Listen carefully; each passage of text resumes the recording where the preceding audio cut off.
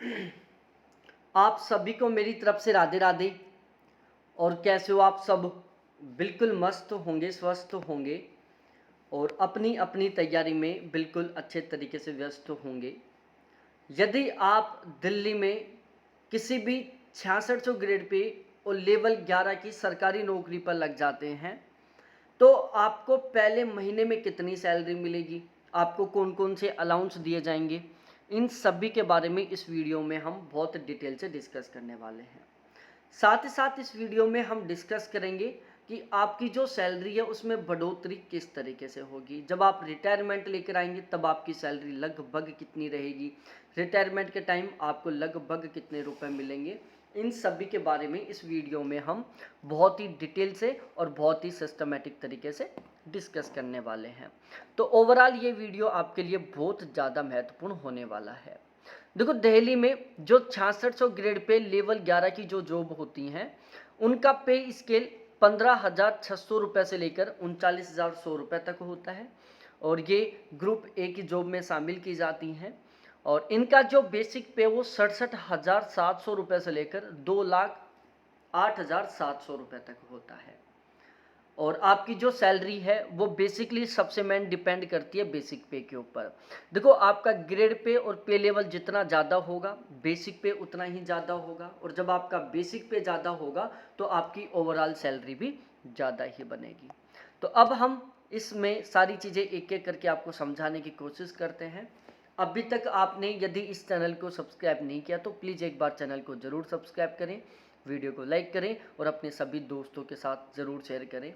और इस वीडियो में मैं जितनी भी आपको जानकारी दूंगा वो बिल्कुल 100% ऑथेंटिक है। ये जो सैलरी स्लिप है एक ओरिजिनल सैलरी स्लिप के ऊपर आधारित है, इसलिए आप इस पर बिल्कुल 100% तरीके से विश्वास कर सकते हैं। तो सबसे पहले हम शुरुआत करते हैं कि जब आप किसी भी 6600 ग्रेड पे लेवल 11 की जॉब में फाइनली तरीके से सिलेक्ट हो जाते हैं तो आपका स्टार्टिंग का पहले महीने का जो बेसिक पे है वो बनता है 67,700 रुपये। 67,700 रुपये ये आपका पहले महीने का बेसिक पे बनता है। उसके बाद आपको मिलेगा डीए, जिसको हम डीएनएस अलाउंस बोलते हैं, इसको महंगाई भत्ता बोला जाता है। फिलहाल में जो डीए की रेट है वो है 58%। यदि मैं 67,700 रुपये का 58% निकालता हूँ, किसका? 67,700 रुपये का यदि मैं 58% निकालता हूँ तो ये निकल कर आता है 39,266 रुपये। तो 39,266 रुपये आपके डीए के हो गई। उसके बाद आपको मिलेगा HRA, जिसको हम हाउस रेंट अलाउंस बोलते हैं। देखो, आपको हमेशा दिल्ली में जो HRA वो 30% के अकॉर्डिंग मिलेगा।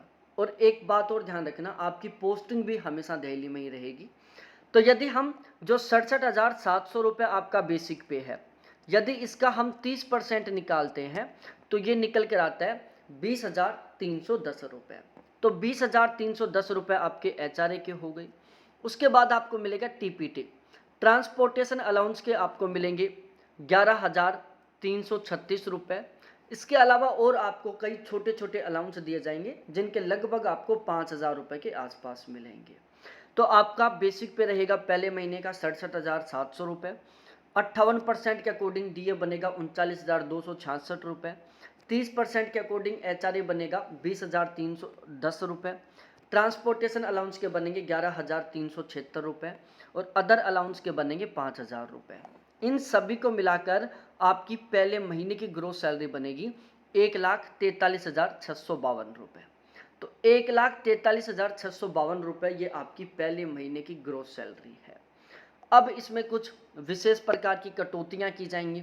जैसे सबसे पहले आपका NPS कटेगा। NPS के कटेंगे 10,696 रुपये। अब ये 10,696 रुपये किस बात के कटें ये मैं आपको एक बार बता देता हूँ।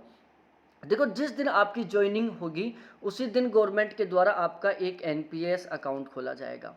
आपके बेसिक पे और डीए दोनों का 10% आपकी ग्रोस सैलरी में से काटकर आपके NPS अकाउंट में ट्रांसफ़र कर दिया जाएगा।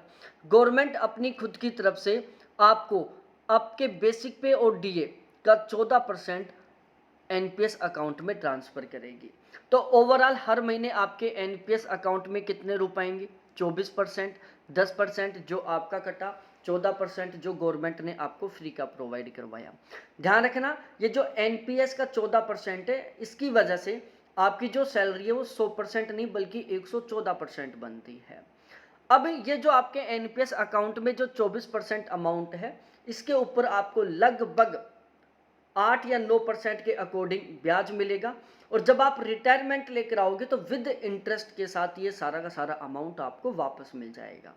तो यदि आपको जितनी नेट सैलरी मिलती है उसको पूरी को भी आप खर्च कर लेते हो तो आपको सेविंग को लेकर बिल्कुल चिंता नहीं करनी कि यार सेविंग के नाम पर कुछ नहीं है। भाई ये जो एनपीएस में रुपए इकट्ठे हो रहे हैं ना, ये आपकी सेविंग ही है। ठीक है, इसके अलावा CGHS के कटेंगे आपके 850 रुपये।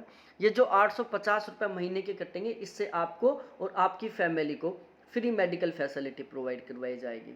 अब किस किस को दी जाएगी फ्री मेडिकल फैसिलिटी? आपके मम्मी पापा, आपके 2 बच्चे, आप और आपके हस्बैंड या आपके वाइफ, तो टोटल 6 कैंडिडेटों को बिल्कुल फ्री मेडिकल फैसिलिटी दी जाएगी।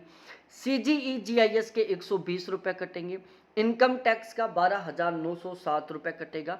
तो टोटल कुल मिलाकर कटौती होगी 24,573 रुपये की। तो 24,573 रुपये की कटौती हो गई। 1,43,652 रुपये ये आपकी ग्रोस सैलरी बनी थी। यदि हम बात करें नेट सैलरी के बारे में जो आपके अकाउंट में ट्रांसफ़र होने वाली है पहले महीने में, तो वो होगी 1,19,089 रुपये। तो 1,19,089 रुपये ये आपकी पहले महीने की नेट सैलरी रहने वाली है और ये आपके अकाउंट में ट्रांसफ़र होने वाली है। तो आप खुद सोच सकते हो कितनी गजब की यहाँ पर आपको सैलरी मिलेगी। अब यदि हम बात करें कि आपकी सैलरी में बढ़ोतरी किस तरीके से होगी, तो भाई आपकी सैलरी में टोटल कुल मिलाकर 3 तरीके से बढ़ोतरी होगी। पहला तरीका तो क्या होगा कि इन सब में वृद्धि होगी। जैसे आपका जो बेसिक पे है वो हर साल 3% बढ़ेगा। डीए साल में 2 बार बढ़ेगा, एक बार जनवरी में, दूसरी बार जुलाई में। ये मान के चलो कि एक साल में लगभग 5 से 8% के बीच में आपका डीए बढ़ेगा। इसके अलावा 2-3 साल में आपका एक बार एचआरए बढ़ेगा, वो 2-3 साल में आपका एक बार टीपीटी अलाउंस बढ़ेगा। तो आपकी एक तो इस तरीके से सैलरी में बढ़ोतरी होगी। दूसरा बढ़ोतरी का तरीका क्या होगा कि आपका प्रमोशन होगा। आप लेवल 11 की जॉब में रहेंगे तो ऐसा थोड़ी ना कि आप लाइफ टाइम लेवल 11 में रहेंगे। हर 10 साल बाद में आपका क्या होगा, प्रमोशन होगा। जैसे 10 साल बाद आप लेवल 12 में चले जाएंगे, फिर 10 साल बाद आप लेवल 13 में चले जाएंगे, फिर 10 साल बाद आप लेवल 14 में चले जाएंगे। तो इस तरीके से आपका लगातार प्रमोशन होता रहेगा। तीसरा सैलरी बढ़ने का जो तरीका है वो पे कमीशन। जैसे फिलहाल में 7th पे कमीशन चल रहा है, 2026 में 8वां पे कमीशन लागू होने वाला है। जैसे 8वां पे कमीशन लागू होगा वैसे आपका ये जो बेसिक पे है ये 2 गुना हो जाएगा। और जब बेसिक पे 2 गुना हो जाएगा तो आपको डीए भी लगभग बहुत अच्छे खासे तरीके से बढ़ेगा, एचआरए भी बहुत अच्छे खासे तरीके से बढ़ेगा। मैं एक एग्जाम्पल ले रहा हूँ। जैसे फिलहाल में आपका जो बेसिक पे वो 67,700 रुपये, इसका आप एक बार 10% निकालो तो कितना निकल कर आएगा, 6,770 रुपये। अब यदि आपका बेसिक पे डबल हो जाता है, मान के चलो कि आपका बेसिक पे वो कितना हो जाता है, 1,20,000 रुपये हो जाता है, फिर आप इसका 10% निकालो तो वो कितना आएगा, 12,000 रुपये आएगा। ठीक है, तो जब 8वां पे कमीशन लग जाएगा, आपका बेसिक पे डबल हो जाएगा, तो आपकी जो सैलरी में बढ़ोतरी वो बहुत खतरनाक तरीके से होगी। फिर 10 साल बाद 2036 में 9वां पे कमीशन, फिर 46 में 10वां पे कमीशन। तो ओवरऑल आपकी सैलरी में बहुत खतरनाक तरीके से बढ़ोतरी होगी। अब बात की जाए कि जब आप रिटायरमेंट लेकर आओगे तब आपकी सैलरी कितनी रहेगी। भाई आप खुद सोचो, फिलहाल में आपकी ग्रोस सैलरी बन रही है पहले महीने की 1,43,652 रुपये। 8वां पे कमीशन लग जाएगा तो आपकी पहले महीने की ग्रोस सैलरी बन जाएगी लगभग 1,80,000 रुपये के आसपास। अब उसमें हर साल बेसिक पे 3% बढ़ेगा, डीए साल में 2 बार बढ़ेगा, हर 10 साल में आपका प्रमोशन होगा, हर 10 साल बाद में नया पे कमीशन आएगा। तो ये मान के चलो कि जब आप रिटायरमेंट लेकर आओगे ना, उस टाइम आपकी जो ग्रोस सैलरी है वो लगभग 9 से 10 लाख रुपए महीने की बनने वाली है, 9 से 10 लाख रुपए महीने की। और जब आप रिटायरमेंट लेकर आओगे तब आप कम से कम 6-7 करोड़ रुपए लेकर आओगे। तो बहुत बेहतरीन सीन है। सब कुछ आपको अच्छे तरीके से समझ में आ गया होगा, आपको मोटिवेशन मिला होगा, आपके अंदर एक एनर्जी आई होगी, आपकी ये ड्रीम जॉब बन गई होगी कि यार मजा तो तब आए जब इस नौकरी में लगे, ताकि रुपए की तरफ बिल्कुल भी ना देखना पड़े। क्योंकि आप खुद सोच सकते हो, आपकी शुरुआत ही वहां से हो रही है जहां पर ज्यादातर पोस्टों की एंडिंग होती है। भाई लगभग 90% ऐसी जॉब है जिनमें 1,43,000 सैलरी तो रिटायरमेंट के टाइम मिलती है उनको, जब वो रिटायरमेंट लेकर आते हैं तब, और आपकी शुरुआत हो रही है 1,43,000 रुपए से। तो आपको बिल्कुल पूरे डेडिकेशन के साथ जबरदस्त तरीके से यहाँ पर सिलेक्शन लेने के लिए तैयारी करना चाहिए। वीडियो अच्छा लगा हो तो वीडियो को लाइक करो, दोस्तों के साथ शेयर करो, चैनल को जरूर सब्सक्राइब करो। फिर मिलते हैं हम इसी तरीके से एक दूसरे बहुत ही बेहतरीन से वीडियो के साथ। बहुत बहुत धन्यवाद आपको देखने के लिए। थैंक्स बाय मेरे प्यारे साथियों।